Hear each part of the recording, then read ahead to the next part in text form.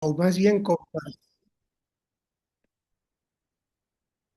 compartir la presentación, a ver si podemos. Claro que sí, pastor. Ya se ve. Parece que sí, ¿verdad? Sí, pastor. Sí, Oh, pastor, muy sí se ve. bien. Eh, Han escogido uno de los temas maravillosos porque un pueblo sin profecía pues se disipa, se va de filo y prácticamente no tiene dónde aterrizar, dónde llegar. Nosotros tenemos un objetivo, queridos hermanos. Y hablando con su hermana Graciela Cedillo, me presentó el deseo que tiene el grupo de ver los inicios de nuestra iglesia, que para nosotros, hermanos, es una inspiración. Recordar los inicios de la iglesia es prácticamente volver a nuestras raíces y quisiera antes de seguir adelante hacer una oración por ustedes. Querido Padre, en esta hora te damos muchas gracias por el privilegio que nos das de poder reunirnos en esta mañana para recibir la unción del Espíritu Santo.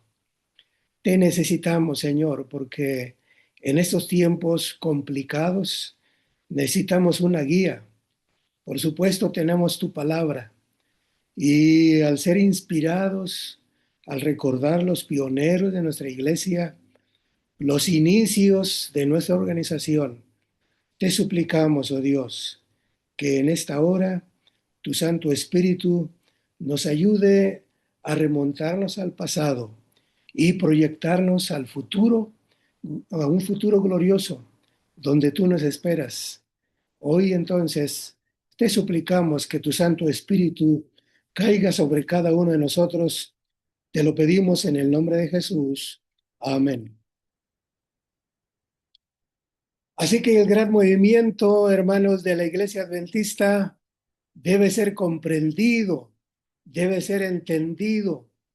Y el surgimiento de nuestra iglesia, por supuesto, ha tenido varios espacios de problemas, de triunfos, de tristezas, de grandes satisfacciones. Y por eso hacemos muy bien en recordar el gran movimiento de nuestra iglesia. Así que este estudio de esta mañana tiene por lo menos cuatro propósitos. La seguridad de que somos un pueblo con identidad profética. Por supuesto, las profecías de Daniel y Apocalipsis así nos los confirman. Al dar un repaso acerca de la profecía de los 1300 días, ustedes se dan cuenta cómo el Señor guía a su pueblo y, por supuesto, va a llegar a un feliz término porque cuando termina la profecía de los 1300 días, inicia algo maravilloso, que tenemos un sumo sacerdote que intercede por nosotros, pero que está realizando un juicio.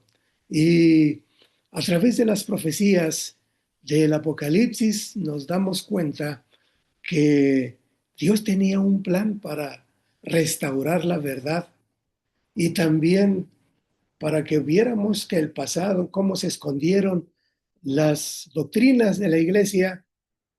Ahora Dios levanta un pueblo para restaurar la verdad perdida. Pero también, queridos hermanos, otro de los propósitos es conocer mejor el plan de salvación.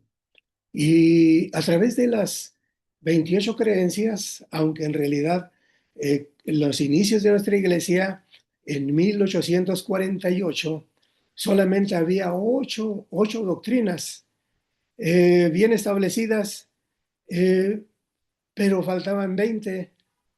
Así que a través de la historia fuimos viendo cómo se fueron implementando. Pero algo maravilloso, hermanos, que tenemos que entender es comprender la estructura eh, denominacional de nuestra iglesia. ¿Por qué fue organizándose la iglesia? A través de campos locales, a través de las uniones, a través de las divisiones y, por supuesto, desde un principio hubo una organización central, que es la Asociación General.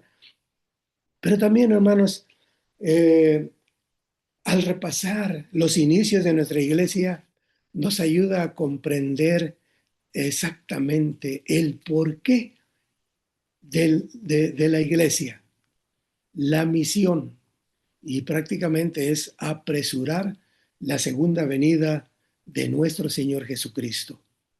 Ustedes pueden ver aquí este diagrama. Nace un pueblo con identidad profética. Nosotros somos un pueblo profético llamados por el Señor para restaurar la verdad perdida.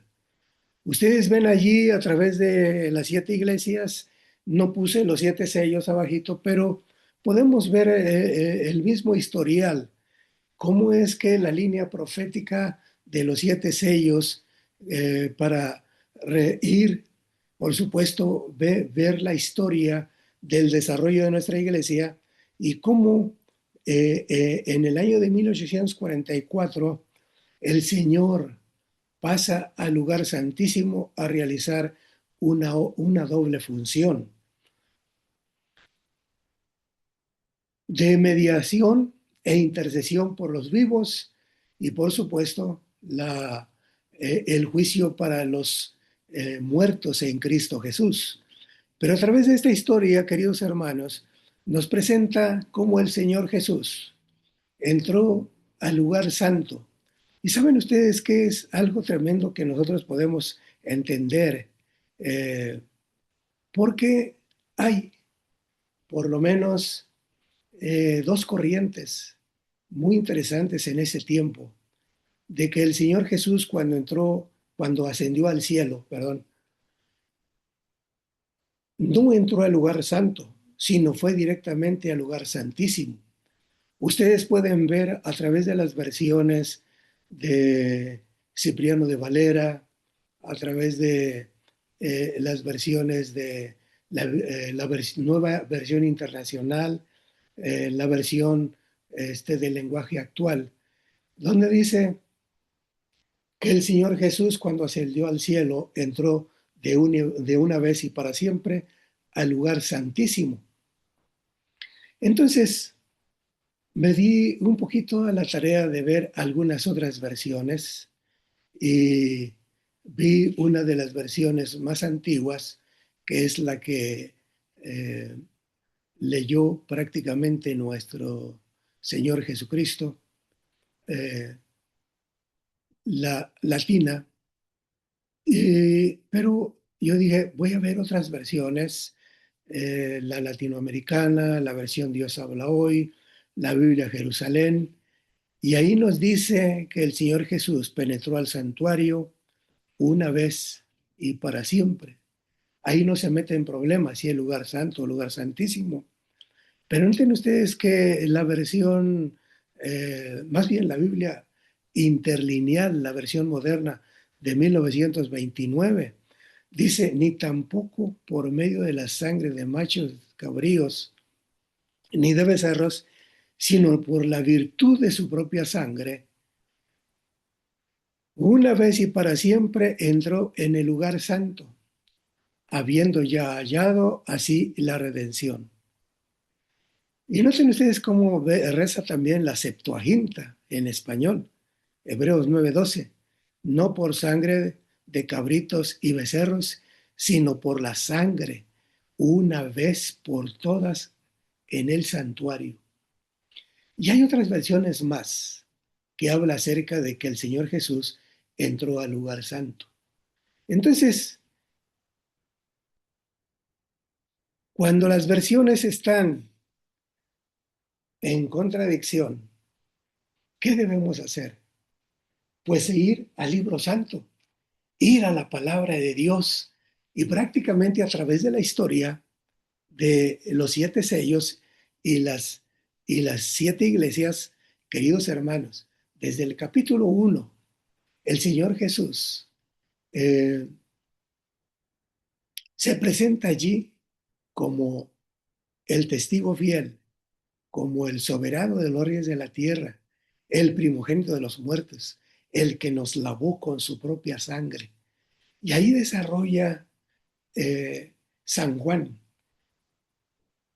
todo un historial, pero exactamente cuando habla acerca de que él fue llevado en el Espíritu en el día del Señor, allá en la isla de Patmos, y oyó una voz como de trompeta y le dijo: escribe todo lo que has visto en un libro y envíalo a las 7 iglesias de Éfeso, Esmirna, Pérgamo, Tiatira, Sardis, Filadelfia y la Odisea.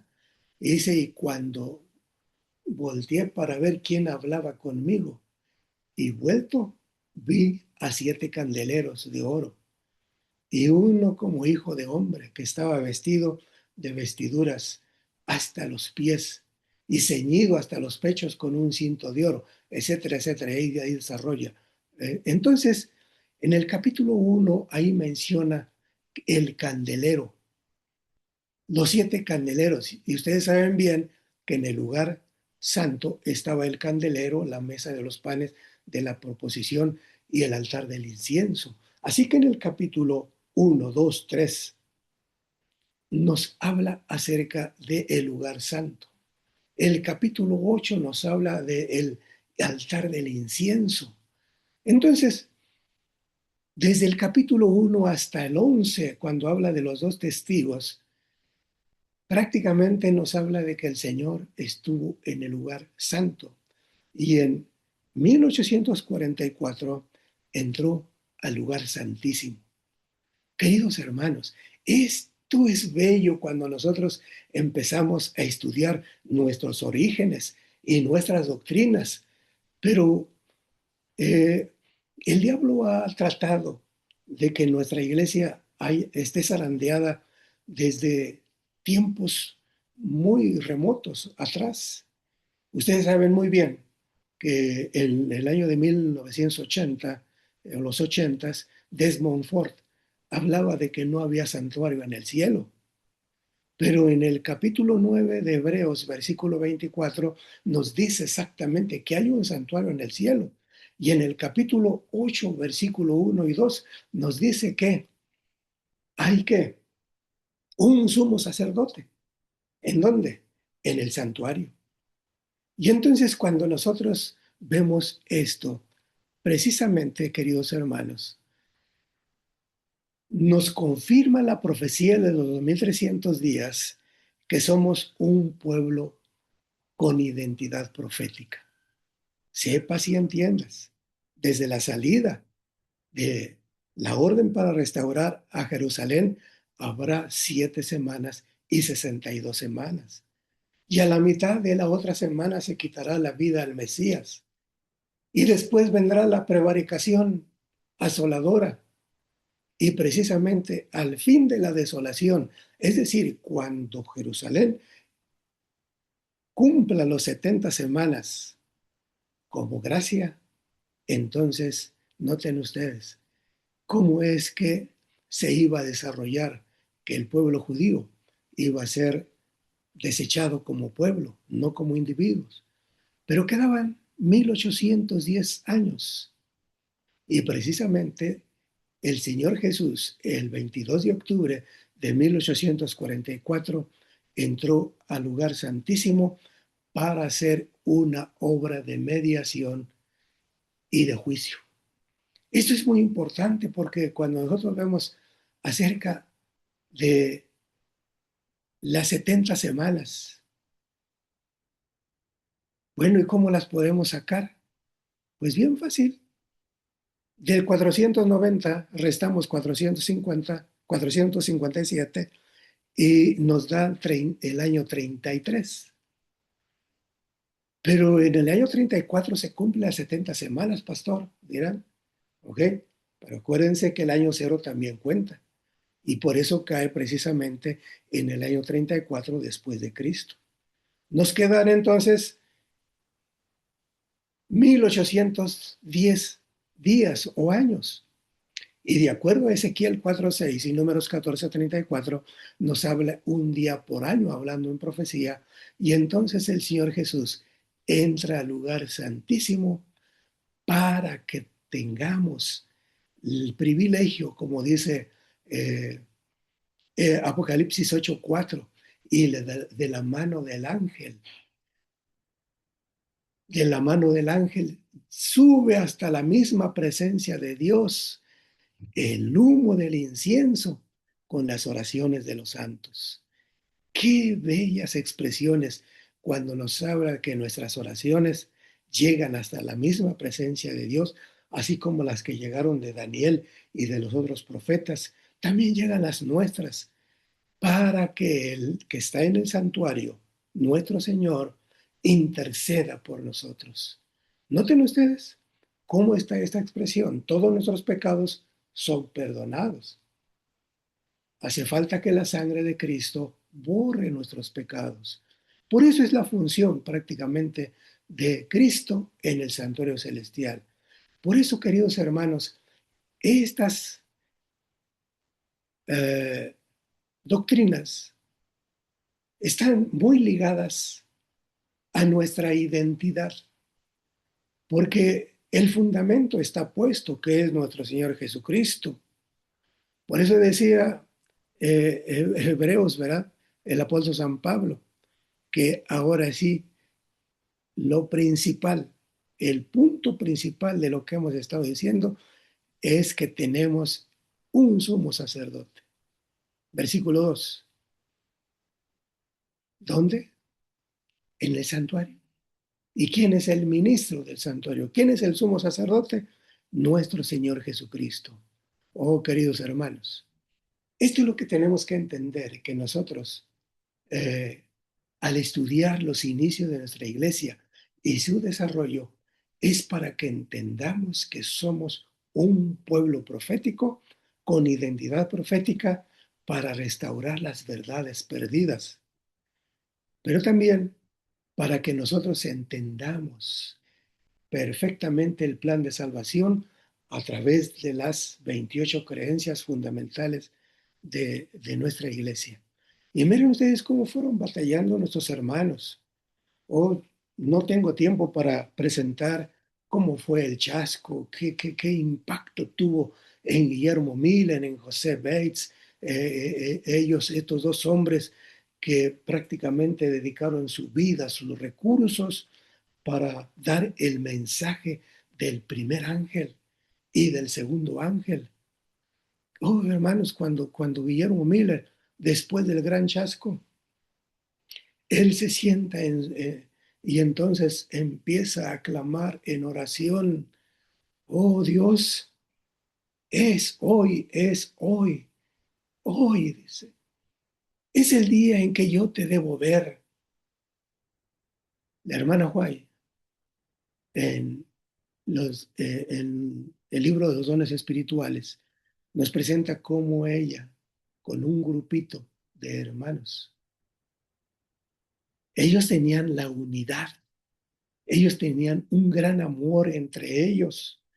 Por eso la estructura organizacional, hermanos, no nace solamente como un aspecto, diríamos, para tener la identidad profética, no solamente guiados, ¿verdad?, por Dios.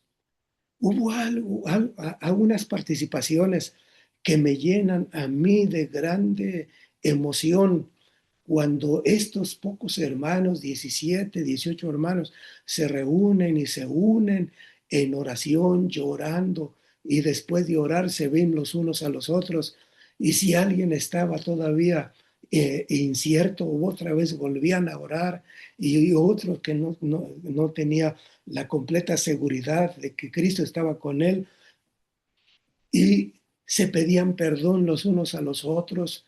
Era una unidad tremenda este grupito que estuvo allí para, para ir conociendo en primer lugar por qué Cristo no había venido en 1844.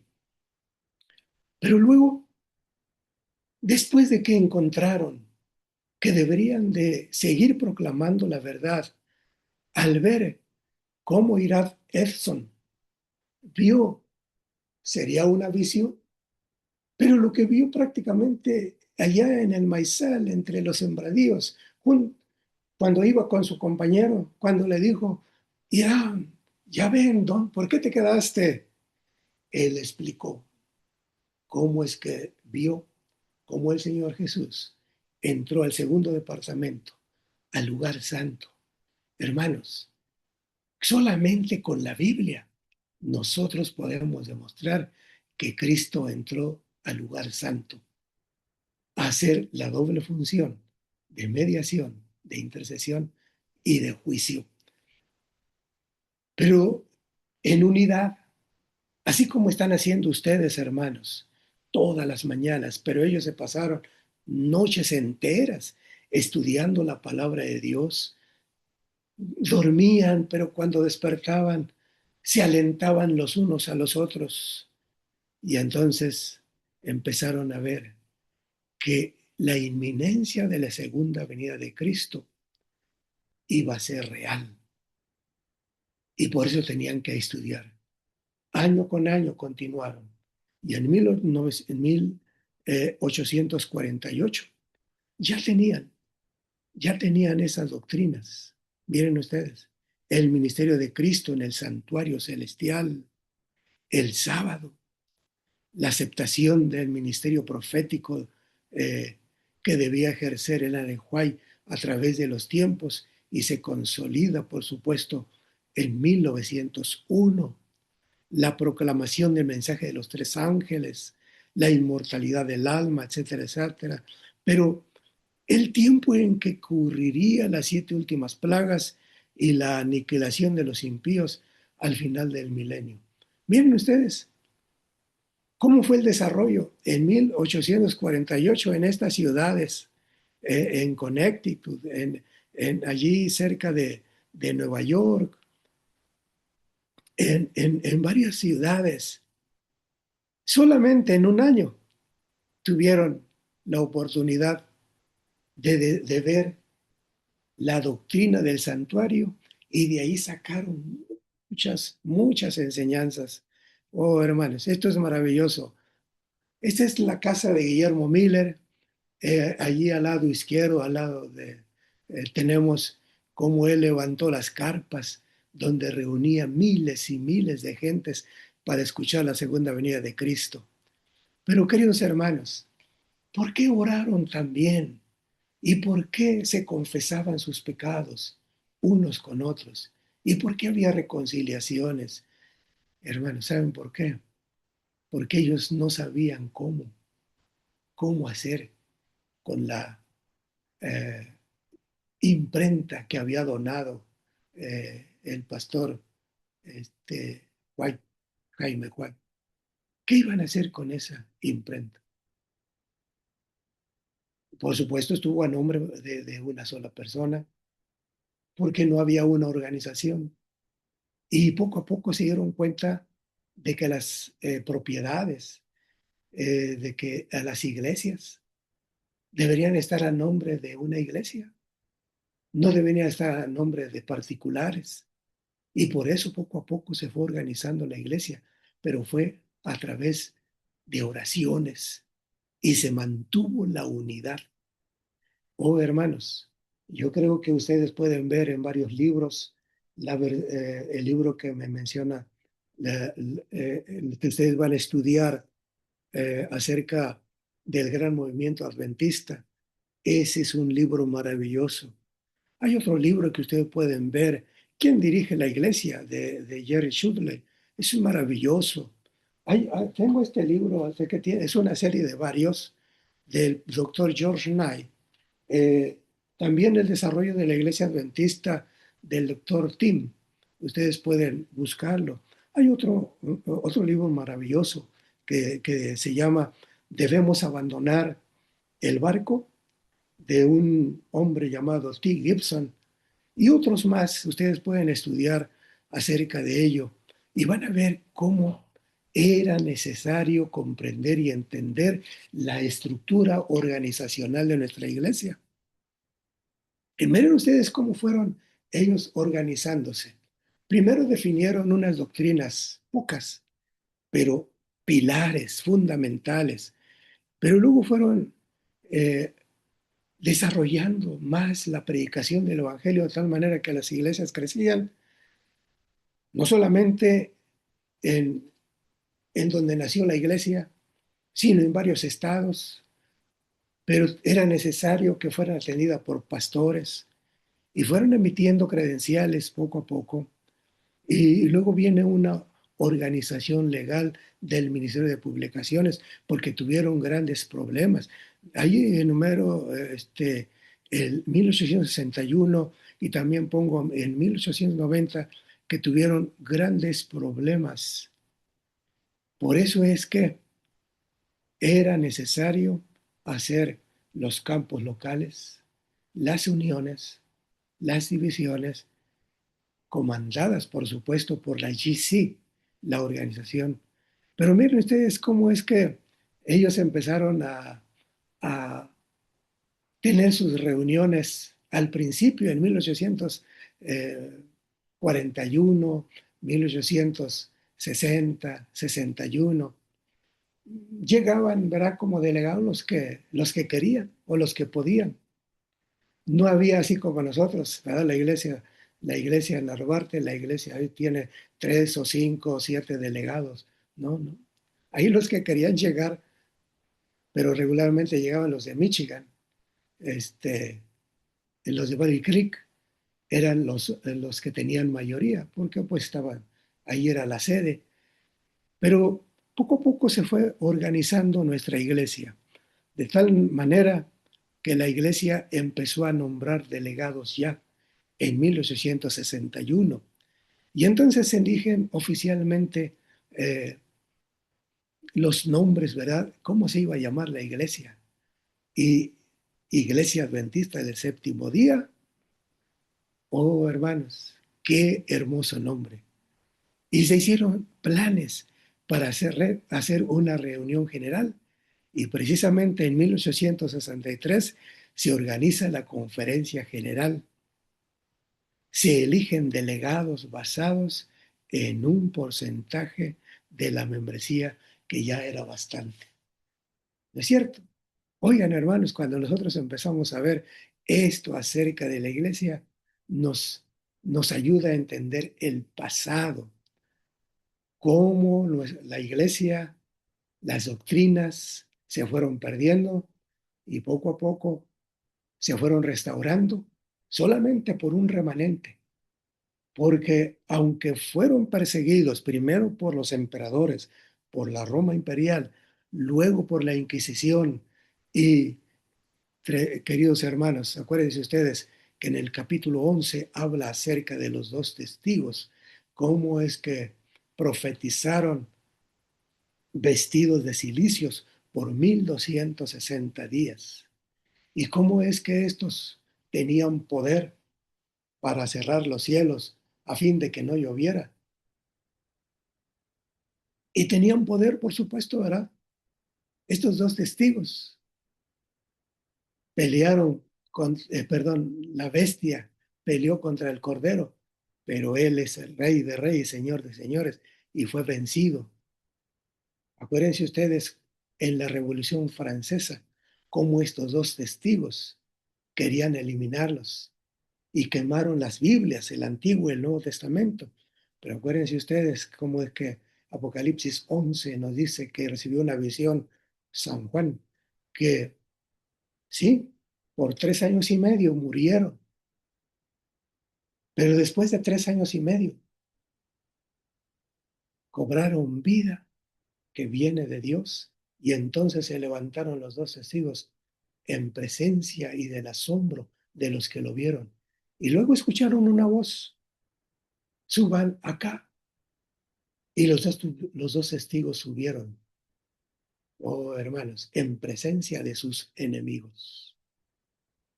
Y en el capítulo 10, acuérdense ustedes que el último versículo dice, es necesario que profeticen de nuevo. Y entonces el mensaje del primer ángel surcó los aires. El tiempo fue precioso. Vinieron la etapa de los grandes reavivamientos. Cómo se empezó a predicar la segunda venida de Cristo con grande ahínco. Grandes reavivamientos hubo. Y esto es maravilloso. Cómo es que los predicadores eran eh, llevados por donde quiera. Porque multitudes, hermanos, querían escuchar la segunda venida de Cristo que les diera esperanza. Hoy nosotros nos da la oportunidad del Señor de que demos el mensaje del tercer ángel. Y no solamente del tercero, del primero, el segundo y el tercero, porque estamos en el tiempo perfecto. Por eso, en la iglesia de la Odisea, aunque se dice, ¿verdad?, que es el tiempo de la iglesia de la época tibia, de la tibieza espiritual, pero también nos habla de que es el pueblo del juicio, anunciar que la hora de su juicio ha llegado. Y debemos alertar, queridos hermanos, a todo el mundo, donde quiera que nos encontremos, que estamos viviendo tiempos solemnes. La hora del juicio ha llegado. Cuando llego con mis hermanos, les digo que mis padres, posiblemente dentro de poco o tal vez ya fueron pesados en la balanza. Y ustedes saben muy bien que antes de que finalice la gracia, todavía va a haber mártires en la etapa de la ley dominical. Y entonces, cuando venga la ley dominical, va a haber mártires. Por eso, un tiempecito antes de que finalice la gracia, Dios juzgará el último mártir, el último muerto, el último vivo que cree en la segunda venida de Jesús. Pero es necesario que nosotros, hermanos, entendamos la misión de la iglesia. Por eso ustedes han elegido un tema maravilloso. Entonces, resumiendo, van a iniciar y vamos a iniciar, porque me voy a conectar de cuando en cuando, porque esto me fascina, hermano, la historia de la iglesia, porque me llena de gozo al saber de mis pasados, cómo la gente sufrió por dejarnos un legado. Así que consolidamos, tengamos la seguridad, hermanos, que somos una iglesia con identidad profética para restaurar las verdades perdidas, para conocer plenamente el plan de salvación y para que nuestras dudas en cuanto a la organización se disipen. ¿Cómo es que la estructura organizacional fue elaborándose? A veces algunos dicen que es muy complejo y sí, algunos piensan que ¿para qué uniones? ¿Para qué esto? ¿Verdad? No, hermanos. La sierva del Señor dice que este barco llegará a feliz término. ¿Tenemos dudas? Claro que sí. ¿Podemos nosotros opinar? Claro que sí. ¿Y podemos hacer interrogantes? Claro que sí. Pero cuando nosotros tenemos plenamente el estudio de los inicios de nuestra iglesia, vamos a entender todos estos aspectos. Somos un pueblo profético, somos un pueblo con las doctrinas perdidas, pero ahora restauradas, y también somos un pueblo que tiene una estructura divina. Y entonces cumpliremos la misión que Dios nos ha dejado para que cuando Él venga nos diga, bien, buen siervo y fiel. Sobre poco has sido fiel, sobre mucho te pondré. Entra en el gozo de tu Señor. Queridos hermanos, ha sido un placer estar con ustedes, porque la venida de Jesús es literal. Todos estos textos que ven ahí, desde Apocalipsis 1:7, aquí que vienen las nubes, todo ojo lo va a ver, es literal. Primera Tesalonicenses 4:13 al 17 nos dice que va a ser literal. También en Hechos 1:9 dice, así como le habéis visto ir al cielo, dicen los ángeles a los apóstoles, así vendrá como le habéis visto ir al cielo. Oh, hermanos, entonces se cumplirá lo que dice Daniel 7, 9 al 14, que recibiremos, por supuesto, ¿verdad?, la corona de la gloria, Cristo recibiendo su reino, y entonces nosotros, los invitados a la cena de las bodas del Cordero. ¡Qué maravilloso! Por eso nuestro nombre debe estar inscrito en el libro de la vida. Y que Dios nos bendiga, hermanos, para cuando Él pase lista, como dice el bello canto, y mi nombre llamen, yo responderé. Que Dios les bendiga y vamos a iniciar esta aventura de nuestra Iglesia Adventista del séptimo día.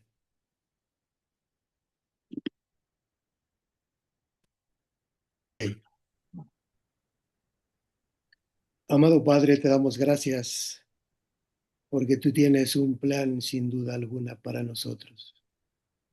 Somos un pueblo remanente. Somos un pueblo que espera tu segunda venida. Quiero suplicarte por cada uno de mis hermanos que se han conectado. Sin duda alguna, lo que vamos a estudiar de aquí en adelante va a llenar nuestra alma. El saber que las profecías se están cumpliendo al pie de la letra y que como pueblo, Señor, tenemos un mensaje que dar. Bendices a nuestros esfuerzos por buscarte y por buscar ser guiados por tu Santo Espíritu. Bendice a cada uno de mis hermanos, bendice sus trabajos, dale salud y dales fortaleza en el nombre de Jesús. Amén.